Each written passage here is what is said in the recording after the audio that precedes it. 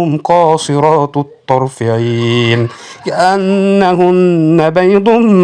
مكنون فأقبل بعضهم على بعض يتساءلون قال قائل منهم إني كان لي قرين يقول أئنك لمن المصدقين أإذا متنا وكنا ترابا وعظاما أئنا لمدينون قال هل أنتم مطلعون فاطلع فرآه في سواء الجحيم قال تالله إن كدت لتردين ولولا نعمة ربي لكنت من المحضرين أفما نحن بميتين إلا موتتنا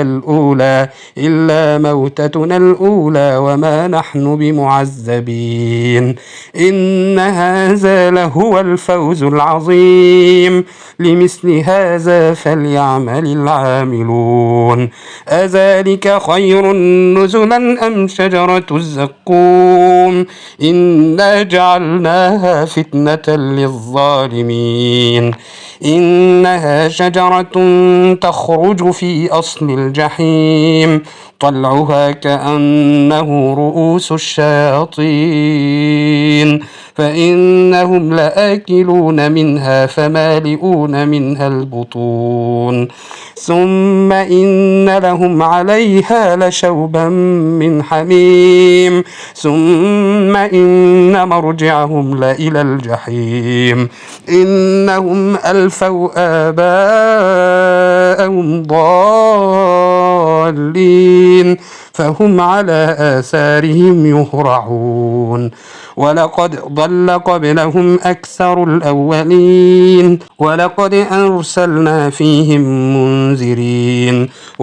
أرسلنا فيهم منذرين فانظر كيف كان عاقبة المنذرين إلا عباد الله المخلصين ولقد نادانا نوح فلنعم المجيبون ونجيناه وأهله من الكرب العظيم وجعلنا ذريته هم الباقين وتركنا عليه في الآخرين سلام على نوح في العالمين إنا كذلك نجزي المحسنين إنه من عبادنا المؤمنين ثم أغرقنا الآخرين وإن من شيعته لإبراهيم